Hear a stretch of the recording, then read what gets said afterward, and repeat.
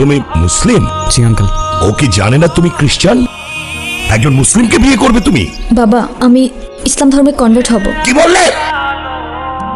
এখানে ওর কোনো দোষ নেই, ও যাই করছে সেটা শুধুমাত্র আমায় ভালোবেসে। দোষ যদি কারোর থেকে থাকে সেটা আমার, মারতে হয় আমায়, মারুন আপনি। ওকে বেরিয়ে যেতে বল। বাবা তুমি যাও তো এখন। আমি আপনার মেয়েকে কোনোদিন কষ্ট দিব না। মাফ করে দাও মানে? 4টা বছর পরে সে এখন তুমি মাফ চাচ্ছ? হাল ছেড়ে দিচ্ছ? তো আমি আর কি করবো, আমাকে একটু বলবা? একটু বোঝার চেষ্টা করো। তোমার আর আমার ধর্মটা আলাদা, জেনি। তোমার ফ্যামিলি কখনোই আমাদের সম্পর্কটা মেনে নেবে না। তুমি কি আমাকে ভালোবাসো না? দুনিয়ার সবাই মেনে না নিলে যদি আমার প্রতি তোমার ভালোবাসাটা কমে যায় না, তাহলে থাকো, আমি চললাম। কোথায় যাচ্ছ?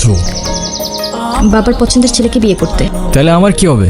তুমি তো আর আমাকে ভালোবাসো না। বাসি, অনেক ভালোবাসি। পরিবার তো মানবে না। না মানুক? সমাজ কি বলবে? সমাজের বাইরে চলে যাব। কত দূর?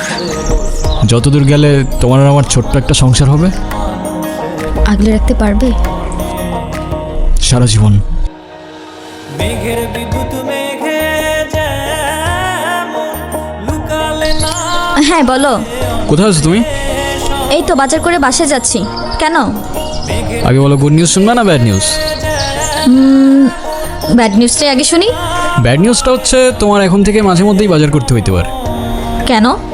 কারণ গুড নিউজটা হচ্ছে নতুন চাকরিতে তোমার হাজব্যান্ডের কাজের অনেক চাপ থাকবে এখন থেকে। কংগ্রাচুলেশনস। কিন্তু স্যার, আমি আর বাজার করতে পারবো না। যত রেটি হোক না কেন, বাজার কিন্তু আপনাকেই করতে হবে। কেন, কি হয়েছে? আরে ধুর, আমি একদমই দামাদামি করতে পারি না। আজকেও 150 টাকা ঠকে আসছি। আমার মনের মানুষের সনে মিলন হবে কত দিনে। আপনারা কারা আর বাসার ভিতরে কিভাবে ঢুকেছেন? কারা বাসে? হ্যালো?